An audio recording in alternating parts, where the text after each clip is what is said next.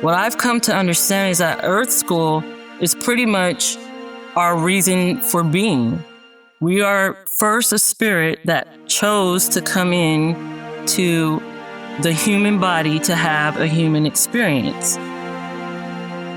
Every so often, a guest comes along who challenges us to think differently. Not necessarily to agree, but to wonder. Talking about angels and spirituality or New Age concepts, a lot of people dismiss that. At the time, it really did feel like flying. To see myself laying asleep in bed, I knew something special was happening. And before I introduce my guest today, I'm going to ask you a couple questions. Have you ever had one of those moments you simply couldn't explain? A feeling you couldn't ignore? A coincidence that seems just too perfect to be random? Those moments are when spirit is kind of like inviting, can I come in? Can I help you? Can I steer you? Let me pull you this way because I see your blueprint. I know where you're supposed to be. Now, most of us, we dismiss those moments and move on. My guest today chose a different path. She built an extraordinary life by paying attention to them. The universe pushed me towards that and I embraced it. Leslie Lee Sanders has lived a life that defies easy explanation. Born into poverty, as one of 8 children, she became a teenage mom, overcame extraordinary adversity, and went on to become an award-winning author of more than 30 books. Step into who I really am to show what I'm capable of. But instead of just resting on her laurels, in her new memoir, Ready to Listen, she talks about something else. But she's a medium, someone who believes that intuition, spirit, and the messages we receive can profoundly shape our lives. You can be empowered. You can take off those masks, find yourself, your true authentic self, and step out in this fashion because when you do that, it opens more doors. And her memoir, Ready to Listen, is about much more than mediumship. It's about learning to quiet the noise, trust our instincts, find our authentic voice, and perhaps become open to something greater than ourselves. This is a thing. This is going to be real. This is going to be out there. A thing people will have in their hands and will be able to read and analyze. And are you ready for that? Whether you consider yourself deeply spiritual, deeply skeptical, or simply curious, today's conversation isn't about convincing you what to believe. It's really about exploring the power of listening to ourselves, to one another, and to the possibilities we might be overlooking. We're just as different and unique as our fingerprints, but we're still connected to the hand. We are all one.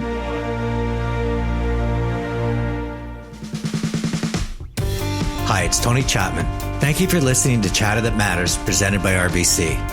If you can, please subscribe to the podcast, and ratings and reviews, well, they're always welcome and they're always appreciated. Leslie Sanders, welcome to Chatter That Matters. Hello. You're such a prolific writer, 30 books across horror and psychological thrillers, romance, and fiction. Was writing in some ways just an escape from who you were and the many masks that you describe you had to wear growing up? It was. I think for me, especially since I felt like I didn't have a voice, I wanted to express myself in some way. Fiction in every form kind of allowed me to use that medium to share some part of myself that I didn't have the ability to say or to express in other ways. So yeah, with horror, for instance, I have a story called Tattered Page where it helped me kind of go through the loss of my younger brother and sister. It was some form of therapy almost, because I've talked to other people that have come through a lot of trauma as a child, and they talk about journaling as being so important to them to at least to feel that they had a voice that listened, even if that voice was just ink on paper. Yeah. Getting the things off of your chest that you can't say to others or who others may judge, putting it down on paper is a good way to explain it so other people could feel it and understand it. So yeah, it was pretty cathartic to me. Are you through most of your books in one way or another? The things that you see, the moments that you encounter, is that sort of the Leslie Lee Sanders that had this inner voice? That was my way of communicating. Painting, music, writing, short stories, gets the point across quickly, but you could also, use those little tricks, surprises, twists, symbolism, metaphor to kind of get what you want out. You don't want to preach to anyone, especially if they're not ready to listen. You used the word ready to listen, which is the title of your new book, your first nonfiction book. Why now? The truth is, I felt like at the end of 2024, when America made one of the biggest decisions they made, it let me know that a lot of Americans were okay with dismissing a Black female's voice, even though this particular Black woman, I thought, was qualified, educated, spoke well, didn't have anything for you not to back her. This was time I needed to get it out. Feeling dismissed, feeling quieted, feeling discarded.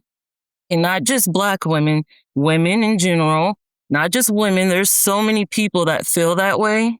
With this book, I believe Spirit was pushing me toward that. You're born into poverty in the projects. You're one of 8 children. Take us back to that time as that little kid, because every kid wants attention. Every kid wants to be heard. Every kid has questions that they want answered. But it seemed like, in many cases, a blanket was thrown over you. It comes kind of natural for you to, be taught to just sit still, wait until I tell you you could speak or you could move, or like in school, raise your hand first and then I'll pick you if I want to listen to what you have to say. And that kind of stayed with me even as I grew. But if I were to go back in time when I'm aware enough to understand what's going on around me, I wanted safety, love, attention, an outlet. And you talk about at age 7 having this out-of-body experience, literally leaving and looking down and seeing yourself. Obviously, you're not going to contain that. You have to share that with people. The reaction you got was people just laughing. That's kind of how it is today, talking about angels and spirituality or new age concepts. A lot of people dismiss that. At the time, it really did feel like flying. To see myself laying asleep in bed, I knew something special was happening. I could look around the room, take in things that were happening in real time, even though my body was in the bed asleep. When I finally went back into my body and I realized that what had happened was a real experience, I ran out of the room, went to tell my mom and my siblings, and it was laughs, but that's nothing new. We're going to have to learn to not be what everyone wants us to be all the time anyway. So, do you think within that family there was others that had that spiritual awareness and just were afraid to talk about it? I got this gift from my mom. She's the one that passed it down through her mother.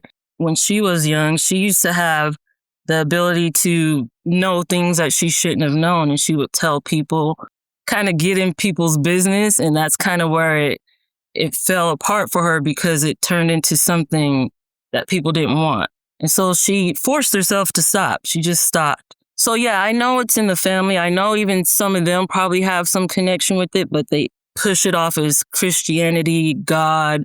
The last part that I want to talk about your childhood was this incredible story when you're in the hospital. And this young girl approaches you and tells you your brother's going to be okay. And then she essentially introduces herself as an angel. It never left my mind, even as I grew up, because being on the fence as I am, I'm always teeter-tottering between, did this really happen? Is it my imagination? Is this real? Am I really sensing this? I accept that about myself. I feel like it's important to question those things so I understand it better. But what she said was real. Corroborated with my mom. And that makes me think maybe it was more than I thought. Do you think your mother tried to push you back, realizing that she had got into trouble, that what her intuition was considered nefarious, that when you came along, the last thing she wanted you to do is to be that deer caught in the headlights? It may come out disrespectfully, but I think she's still caught in the bubble of trying to please, the society, trying to stay normal where you're accepted.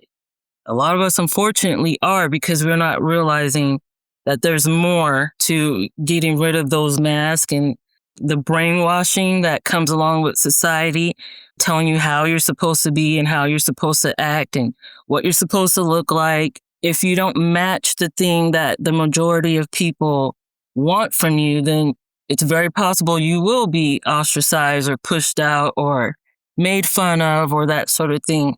But that's part of why I think this book is important, because I want to remind people, especially those that feel the same way I felt, that you can be empowered. You can take off those masks, find yourself, your true authentic self, and come out, step out in this fashion, because when you do that, it opens more doors for you to get closer to the goals you want to achieve, any other wishes you want to come true, including changing the way society believes or thinks or behaves.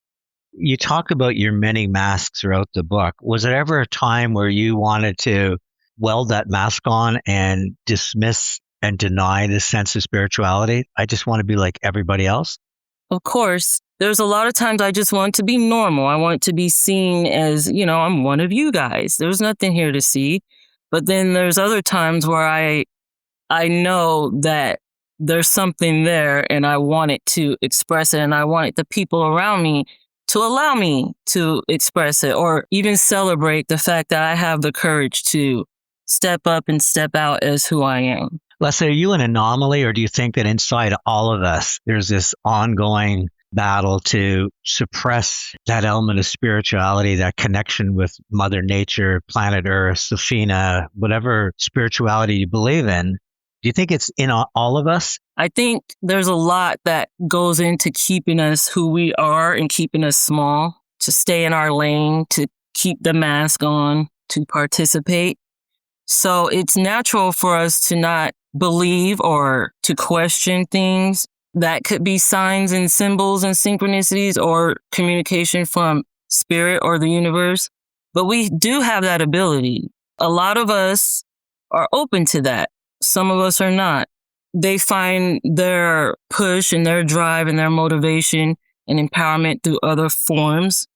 But those that connect spiritually, as soon as they are able to open up to more than just what they see physically with their, our five senses, if you could open up beyond that and understand that we're more than just our bodies, that comes as a sixth sense to help guide us. I think we all could be on a better path to becoming the best version of ourselves and making sure whatever we want in life, we could get. But if I looked at your path, I would never bet on you. You're 15, you become a teenage mother, you have to drop out of school, you're following the same circle that your mom was in. How did you find your way forward? Because it would have been very easy to abandon any sense of dreaming. You have to know that you have a purpose. Why am I here? And I ask those questions. I go through a lot of self-reflection where I try to figure out who I am, because it's important. Once I figure out who I am, I know why I'm here. And then I know that whatever I want, I could achieve. I continue to move forward and I learn from every lesson. I learn from others around me and their mistakes. I learn from the things they do right, my own mistakes, and especially cycles. What I did was I looked at a certain situation and I understood action and reaction, consequences, and that sort of thing. And I understood that as long as I make certain moves and make certain decisions, that it will continue to push me forward. And I never took failure or no for an answer. Every door closed is just a detour. It's not the end. And I think that's the secret to getting the life you want. 2006, you're living in a studio apartment, 2 daughters. You talk about doors opening. That was a pretty thick door that was closing in on you. Yet you write again about an angelic visitation. that you felt could have been the turning point in your life? There was a lot that was different back then. I was barely learning how to be me. I was just struggling to make sure my children had what they needed. Spirit came to me in a way that I needed it to show up for me. Even though I invited it in, I wasn't expecting one to show up. Caused me to have what I call, or what I think today is, a panic attack, until I felt its presence near me as a form of a hand on my shoulder. All the fear went away. I felt so loved. It was love that meant, like, no matter what you do, no matter where you're at, no matter what happens, you are cared for. You're going to be taken care of. Were your children present at the time? They were sleeping. Does either one of your children have your gift? I believe they all do. I have 3 daughters. I have a mole here. My mom has that mole too, and so does my oldest daughter. And she also has the gift. She senses things. She talks with angels. She even told me, "Mom, your angels want you to reach out. Mom, your angels want you to meditate. Your angels," and I'm just like, yeah, I hear you. But I wasn't listening because I was so focused on work. My middle child feels like she doesn't feel like she could connect. She tries. And my youngest one just does not believe. Stick around for much more with this extraordinary guest. Leslie and I discussed the differences between spirituality and religion, and where her courage came from to come forward with her lifelong gift and into a language she could express through her brand new book, Ready to Listen. And stick around for my 3 takeaways. Life happens. When you think about it, those 2 words are really the story of all of our lives. And they're also why RBC insurance matters. Happiness, joy, sadness, surprise. The moment an ultrasound reveals the heartbeat. And suddenly your time horizon extends beyond your life to the child you're bringing in the world. Buying a home, starting a business, changing careers, finding the inner strength that comes from providing for others, even taking care of a parent who once took care of you. Life happens to the moments we dream about, but life also happens when the road suddenly veers down a path you did not ask for and would never choose. When change arrives without warning, yet the people who count on you still need you. And that is why insurance matters, because life is unpredictable. Critical illness, disability, and life insurance, they're there when you need them most. When certainty becomes uncertainty, when security becomes insecurity. No matter how life happens, RBC Insurance is there to help you prepare, protect, and face what comes next with greater confidence. Because insurance matters to you, to me, and to RBC. Anything you take from this at all, even if you don't read the book, I hope to inspire you to even speak up, to say no and mean it. And that's part of, finding your voice. Today, my special guest is Leslie Lee Sanders, best-selling author of over 30 books. But today we talk about her new memoir, Ready to Listen. Throughout your book, you fill it with signs and symbols and synchronicities and tarot and channeled messages, intuition, all of which you call the language of the spirit. When did you stop feeling that they were random events? During just like the past few years, around the time that led up to writing the book, I really started putting my efforts into my spirituality and trying to get back in tune with it. To have that courage to stand on what I really believed and what messages and information was coming to me, to be able to confidently share it with others. So yeah, pretty recently. In some ways, I sort of framed you in my mind as a bit of a spiritual anarchist. The more you started to understand the language of the spirituality, you almost dismissed the language of organized religion. Why? I don't want to hurt anyone. I don't want to offend anyone. But a lot of what is being preached is just man-made, and it has an agenda. There's a reason behind it. Behind spirituality, there's no one person telling you how everything should go. There's no one God that needs to be worshiped. There's no worship at all. And the opposite is true with organized religion. You're told you have to go to this place to worship. Anything telling you what you have to do and how to feel and how to be and what to believe, I turn away from that. It's not me. And especially when those teachings exclude a lot of people. Do you think that part of organized religion is to try to keep control? It is, it's control.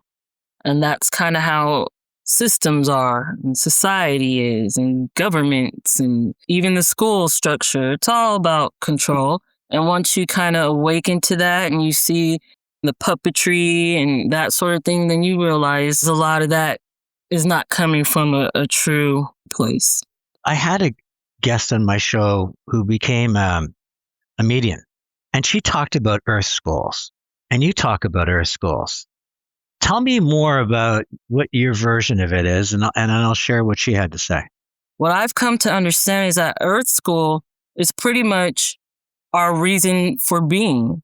We are first a spirit that chose to come in to the human body to have a human experience. Now, on the spirit side, while we're still spirits, we have like our teachers and our mentors, the spirits that help us on the spirit side. We come up with a blueprint or a plan of what we want to accomplish and learn as humans. And it's important that we learn and to grow and to evolve and to eventually create. We're just creators. Empathy. I want to learn about compassion. I want to learn about struggle, pain. We decide these things. And then we come into our human form, and we're born into our human form, and we immediately forget our spirit. And the whole point is to continue moving through life. And those moments where you're kind of redirected, you hit a brick wall, spirit comes in to direct you back on your path. And that's where the signs and symbols and synchronicities come in, where there's like meaningful coincidences that just seems like too good to be true, or like, wow, did that really happen? Those moments are when spirit is kind of like inviting, can I come in? Can I help you? Can I steer you? Let me pull you this way because I see your blueprint. I know where you're supposed to be. You're a little bit off, but I can help you get you back on track. As we transition through our life and get to the end of our life, pass through a spirit again, we go through review. And we're reminded of what we have accomplished. We're reminded of the people we touched, all the things that we impacted, good and bad. Do you think there's spirits that are on Earth to dismiss everything you're saying? A battle going on with humanity where some people are coming in and they're enlightened, and there's countering spirits that are doing everything they can for you to ignore it. There's some of us that are open, and there's some of us who are not. And they chose that. Even the most evilest, vile person alive chose that. They're learning too. We have to remember that we kind of agreed that whatever we do onto others will definitely come back to us. Karma is a part of keeping everything balanced and everything moving the way it's supposed to, like a yin yang. Do you think if religion talked more about the recall and the moments of truth after you come back to your spiritual world, where your life is reviewed, do you think it would make us a better human race if we knew that? What happens at the end of it? Do they go back to Earth School? Is there any form of punishment, or is it just simply you assess who you are, you learn from it, and maybe the next time you go into someone's form, you're better for it? I think part of the control that religion has for a lot of people is that fear. You do something bad, you sin, you go to hell. If you do good, then you go to heaven and everything's good. But I think it's more complex than that. Our purpose is to try to live among each other with the most harmony, with the most unity. We're just as different and unique as our fingerprints, but we're still connected to the hand. We are still one, and this hand is connected to source. Source could be God, it could be the universe, it could be whatever thing is greater than us that gave us our consciousness. And we all have the power that source has given us, and that power allows us to create, and not just create in ways like reproduce, but create, build, design, to share. And we also have the ability to create a better world for ourselves. We have to know that we're one and come together to do that. So that's the challenge here. Whatever we do will affect someone else, will affect our planet, or will affect the air we breathe for generations, years, millennia to come. You know, you talked about your youngest being a skeptic, but you also say in your book your husband's one as well, but you call him your spiritual confidant. My husband is definitely a skeptic. Used to be involved in religion, but then he himself saw the inadequacies, the contradictions, and came to the realization that it wasn't for him. And so he is open-minded, as in whatever you believe is fine. He doesn't judge you. He doesn't put his thing on me where I have to feel like, I can't be myself. I am able to speak with him openly. I am able to just say, my angel said that, and he'll accept it. Like he doesn't make me feel weird or bad or like I'm wrong. It helps me be more expressive with my spirituality. Leslie, I always end my interviews with my 3 takeaways. I'm glad that you decided to take off all the masks, put yourself out there, and do so in a way that you're not afraid of people dismissing even the first sentence of your book and thinking that you're a fraudster. I think the second thing is just how open you are to being open-minded and realizing not everybody's going to see the world the way you are, including your children, including your husband. But that doesn't bother you. That's something we can all learn from, because I think, as you said earlier on in the interview, we're all wearing some form of mask. And I say now with social media, those masks are coming on and off as fast as people are scrolling. And the third thing is, I think your religion is beautiful. Yes, we have individuality, but collectively we're one human race. This really goes back to Safina, and it goes back to some of the early mystery universities where people were very enlightened by the fact that we're all connected to human nature. We're all part of Mother Nature, and we're not above it. We're not there to command it, to control it. We're just there to contribute to it. Those are all very powerful lessons. So no matter if people are listening believe in their angels or not, I think that when they read your book and listen to this interview, they're certainly going to believe in you. So I thank you for being on Chatter That Matters. I'm not doing this without fear. I do have fear. I'm an introvert. I never wanted to speak up in public. I didn't like public speaking. I was afraid of it. Only use my words that I wrote down in books to express. But I know that it's important for me to get out and to speak and to say what I have to say, because other people need to hear it. And so that's why I'm here. Once again, a special thanks to RBC for supporting Chatter That Matters. It's Tony Chapman. Thanks for listening, and let's chat soon.